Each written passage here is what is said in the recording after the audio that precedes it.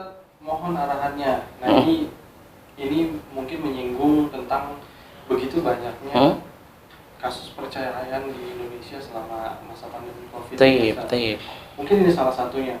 Beliau bertanya bagaimana menyikapi istri yang tidak mau bersyukur dengan kondisi di saat pandemi ini karena begitu banyaknya penghasilan beliau yang berkurang. Masya Allah, Masya Allah.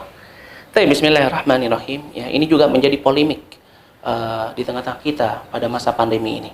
Ya, bahkan diberitakan bahwasannya angka perceraian meningkat selama masa pandemi.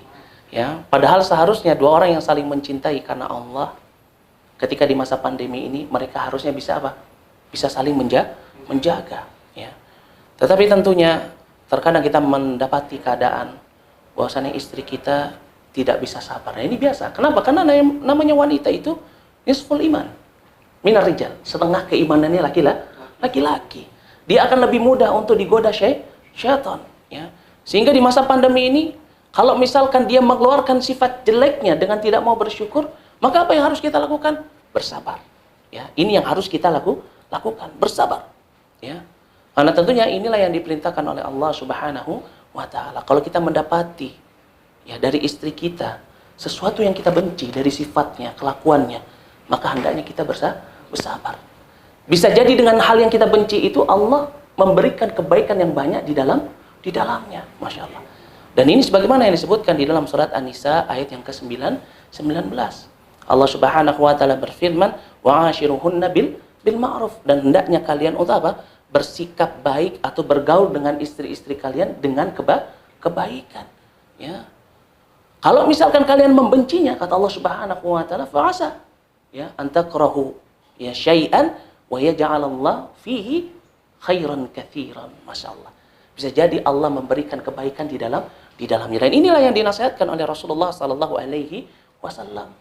Kalau kita mendapati suatu akhlak yang jelek dari istri kita, maka kita cari akhlak yang baik.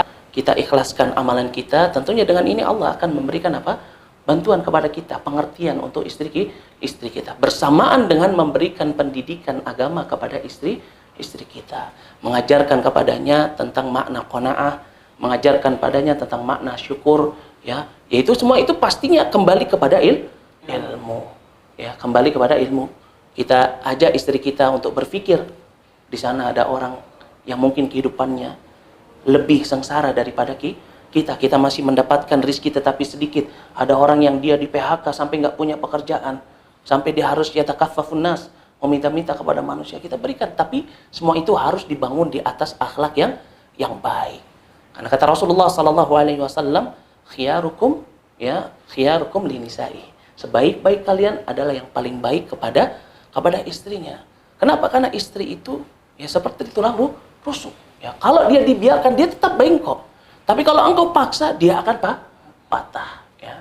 Kalau misalkan engkau bisa berlemah lembut kepada dirinya, tentunya lambat laun dia akan apa? Dia akan memahami keadaan yang sedang berlangsung. Ya.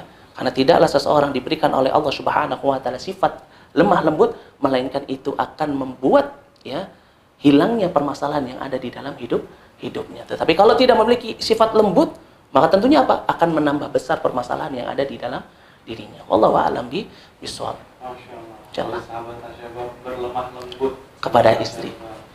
Bagaimanapun juga kewajiban kita sebagai suami ya. Betul. Selalu berlemah lembut kepada istri dan bersabar. Betul. Sifatnya. Betul.